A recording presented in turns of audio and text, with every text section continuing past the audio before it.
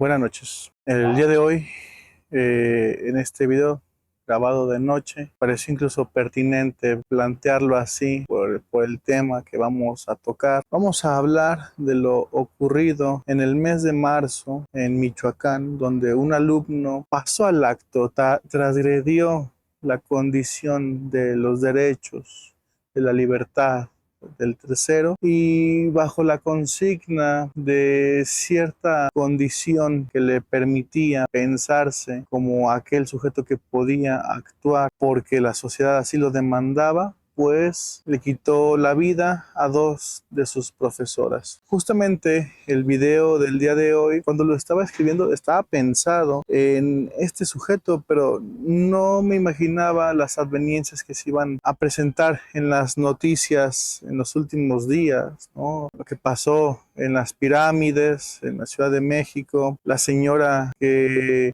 dispara contra su nuera, todo esto tiene mucha relación entre sí. Entonces el video del día de hoy va a estar dedicado justamente a comprender algo de lo que acontece con esas personas que pasan al acto.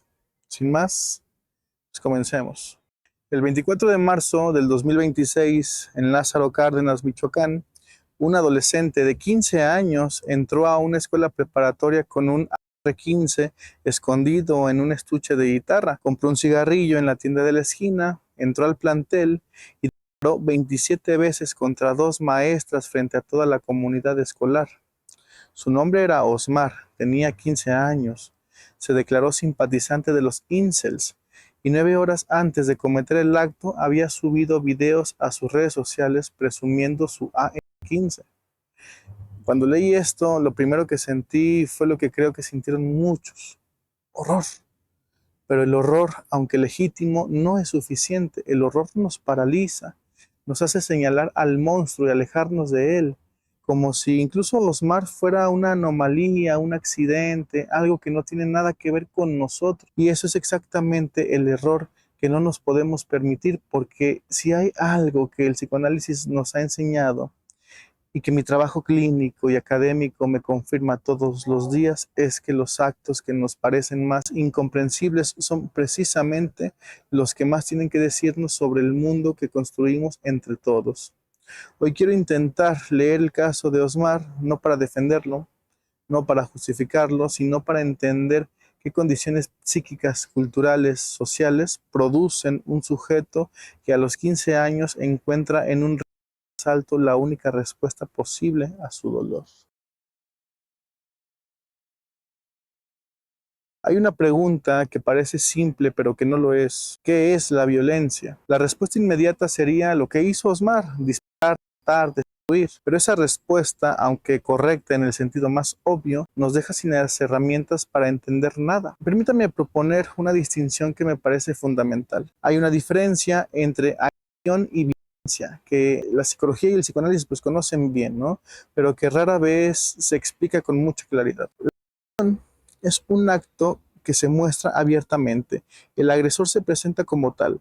Hay una amenaza visible, hay una señal.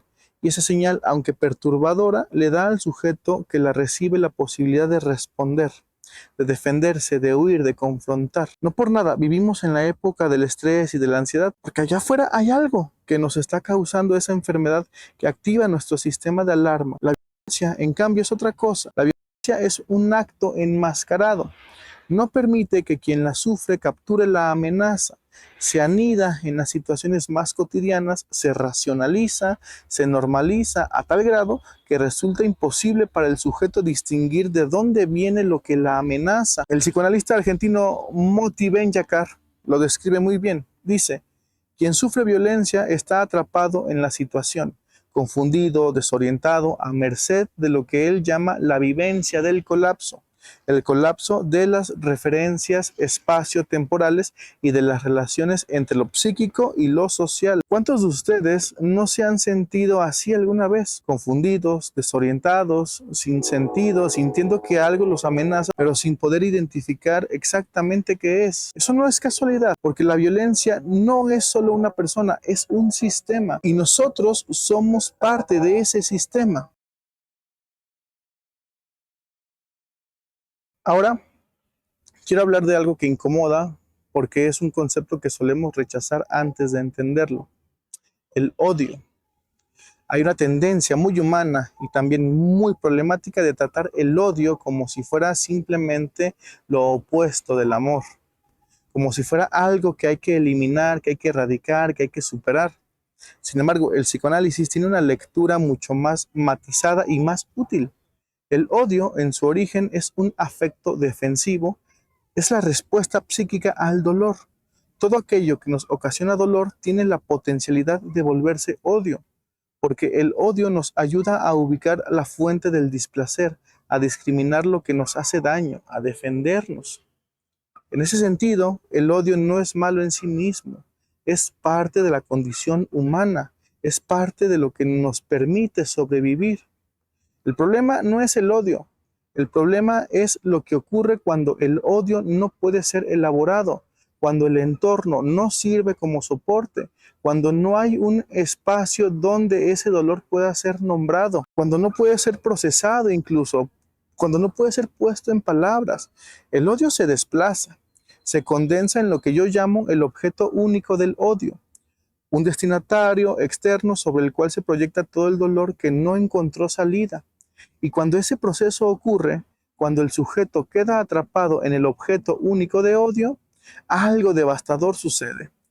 Comienza a cosificar a quien ve como enemigo, lo arrasa en su subjetividad, lo ve como una cosa, algo desechable, algo que se puede y que se tiene que destruir. André Green lo describe así: el odio que no es elaborado emerge como vínculo desubjetivado, dando lugar a las pulsiones de destrucción puras, desligazón absoluta, fuerza sin objeto.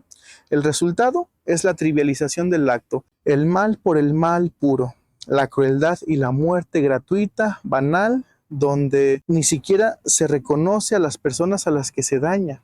Eso es exactamente lo que vemos en el caso de Osmar. Dos maestras que no lo dejaron entrar por llegar tarde.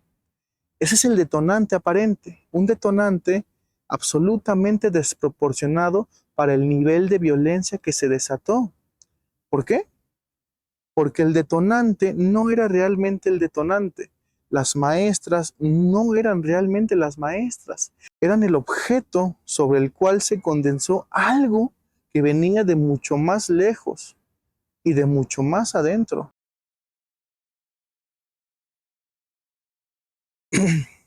Aquí necesito detenerme en algo que considero el elemento más importante del caso de Osmar, y el más ignorado en la cobertura mediática incluso. Osmar se declaró simpatizante de los incels. Para quien no los conozca, el término incel es una contracción de involuntary celibate, o sea, célibe involuntario. Es una comunidad virtual surgida en los márgenes del Internet, formada mayoritariamente por hombres jóvenes que se perciben a sí mismos como rechazados sexual y socialmente, y que han construido alrededor de ese rechazo toda una ideología de resentimiento, misoginia y, en los casos más extremos, apología de la violencia. Hay que decir algo incómodo aquí. Los incels no son simplemente hombres malvados, son en muchos casos sujetos profundamente solos, profundamente heridos, que encontraron en esa comunidad virtual algo que el mundo real no les daba: un sentido de pertenencia, una explicación de su dolor, un objeto único del odio que le diera coherencia a su sufrimiento. Y eso nos lleva directamente a algo que en una charla sobre violencia en una universidad señalé como uno de los fenómenos más preocupantes de la hipermodernidad: la identidad virtual como sustituto de la identidad subjetiva. Lo violento, que no toca lo subjetivo, resulta atractivo. No por nada, ciertos géneros musicales, ciertas comunidades virtuales, cierta narcocultura se han hecho de una forma incuantificable. Hablan de cuestiones delicadas con un ritmo pegajoso, con una estética que hace ver el poder y la destrucción como ideales a seguir, y eso tiene implicaciones en sus audiencias. Replican con mucha fe un discurso que está sublimado desde una retórica metafórica que impide verlo con los ojos críticos. Las redes sociales nos bombardean con violencia dentro de lo virtual. Crean sujetos dispersos, inmersos en el voyerismo de la contemplación de lo que les sucede a los otros, generando espacios cada vez más separatistas, donde la identidad es nula y se le deposita a un otro con la intención de ser como ese otro, olvidándose de sí mismos y de los demás. Osmar, 9 horas antes de cometer el crimen, presumió en sus redes sociales. ¿Qué estaba haciendo en ese momento? No estaba planeando un crimen en el sentido frío y calculador que la cobertura mediática sugiere. Estaba construyendo una identidad. Estaba diciéndole al mundo o a la porción del mundo que lo sigue en redes: aquí estoy yo, aquí está mi poder, aquí está lo que me hace existir. El rifle no era solo un arma, era un objeto fálico en el sentido más lacaniano, un intento desesperado de sostener una imagen de poder frente a un mundo que le devolvía la sensación de ser nadie.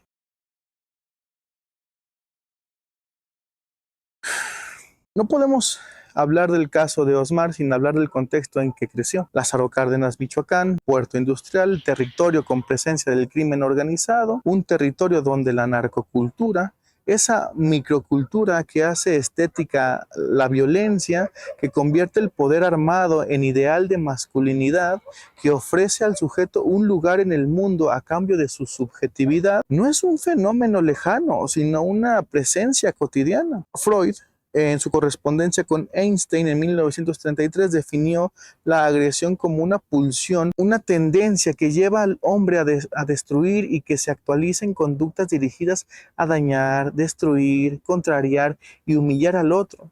Y señaló algo que hoy suena más urgente que nunca: todo lo que tenga que ver con competencia despliega la agresión de forma masiva. La competencia entre el narco y el gobierno, entre el fuerte y el débil, entre el que tiene el arma y el que no la tiene, el hijastro de un elemento de la marina que crece en ese contexto, con acceso a un arma de uso militar, con la narcocultura como marco de referencia, con los incels como comunidad de pertenencia virtual. Bueno, es un sujeto que está siendo formado por fuerzas que ningún maestro, ningún psicólogo escolar, ninguna institución supo leer a tiempo.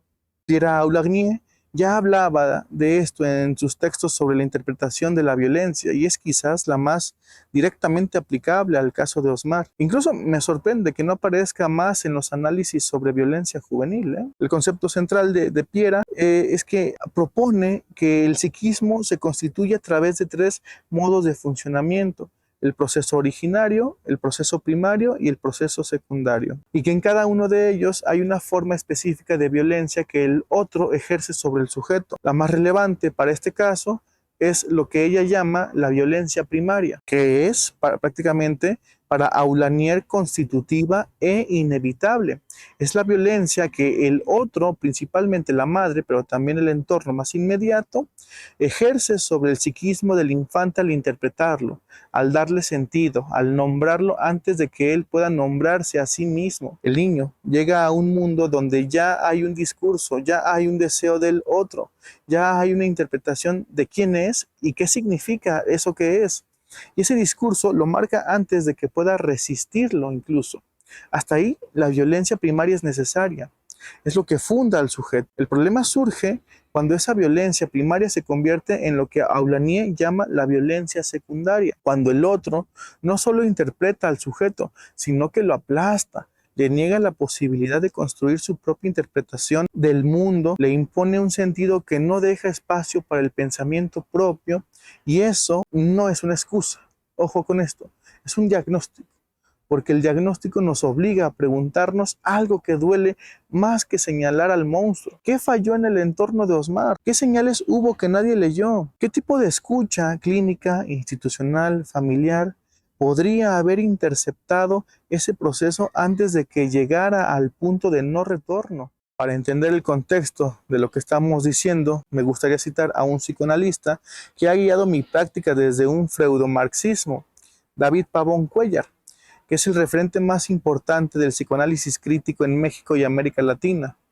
Su trabajo que dialoga constantemente con el marxismo, con Lacan y con los estudios críticos, es fundamental para pensar la dimensión política e histórica de la subjetividad. Pavón Cuéllar trabaja lo que podría llamarse la producción capitalista de la subjetividad. Su argumento es que el capitalismo no solo produce mercancías, produce sujetos, produce formas específicas de subjetividad que responden a sus necesidades, sujetos consumidores, sujetos individualistas, sujetos cuya identidad se define por lo que poseen y no por lo que desean en el sentido psicoanalítico profundo del término. Para Pavón Cuéllar, los síntomas psíquicos contemporáneos no pueden entenderse sin entender el sistema que los produce.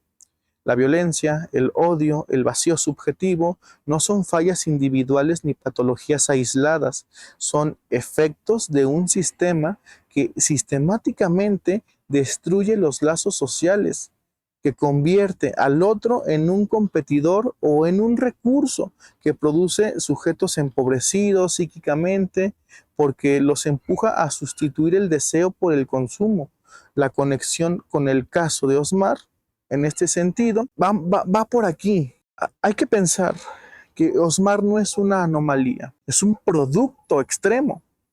Sí, un producto cuya historia personal lo llevó a un punto de no retorno, que la mayoría no alcanza, pero un producto reconocible de un sistema que produce subjetividades frágiles, empobrecidas, sin andamiaje simbólico, y todo esto nos recuerda que el sujeto no se produce en el vacío, se produce en condiciones históricas, económicas y sociales específicas. Y cuando esas condiciones sistemáticamente destruyen los lazos, vacían el sentido, ofrecen el consumo como sustituto del deseo y el poder armado como sustituto de la identidad, bueno, los Osmares no son accidentes, son productos. Junto con Pavón Cuéllar hay otro psicoanalista que me gustaría traer a este video. Él se llama Ian Parker. Él nos habla de los dispositivos ideológicos, dispositivos que sirven para observar al individuo en una instancia reducida y quitarle el peso al contexto de su desarrollo. Parker habla de lo que llama la psicopatologización de lo político, el proceso por el cual los problemas que son estructuralmente políticos y sociales son convertidos en problemas individuales y psicológicos. Cuando un adolescente comete un acto de violencia extrema, la respuesta dominante es buscarlo en su psicología individual. Estaba loco, tenía problemas, era un caso aislado. Y esa es la respuesta que todos dicen, aunque no es completamente errónea, tiene el efecto ideológico de obscurecer las condiciones estructurales que produjeron al sujeto. Parker no niega la dimensión psíquica, pero insiste en que la psique no puede entenderse separada de las condiciones materiales e ideológicas en que se forma el sujeto.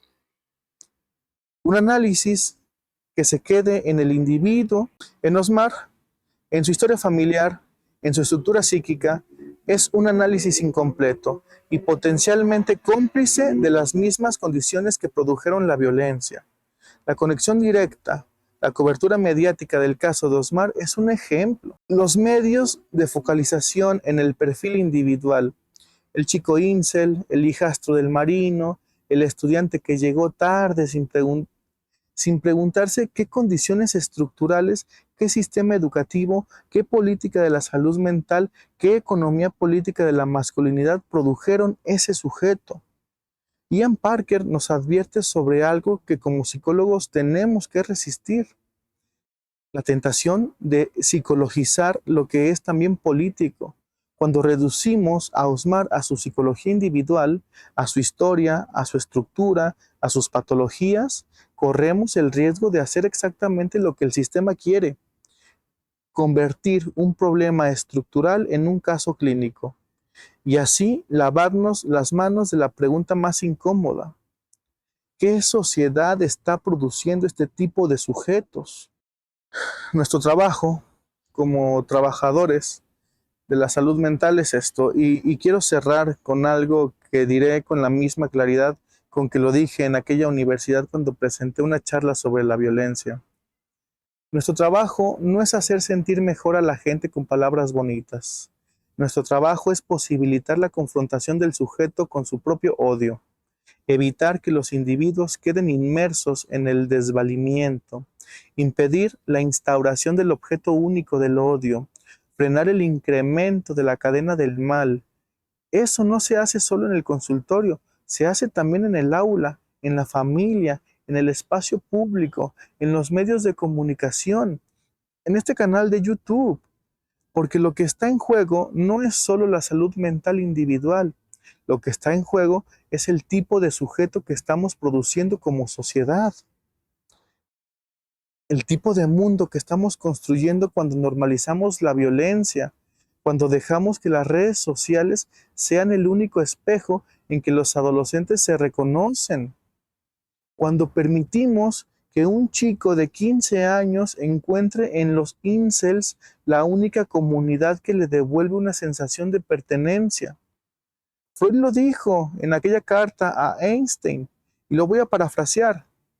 La pulsión de muerte no es algo ajeno a nosotros, es parte de lo que somos, y su única contraparte posible es eros, el vínculo, el lazo, la palabra que une en lugar de destruir. Ese es nuestro trabajo, y es un trabajo urgente. Adiós.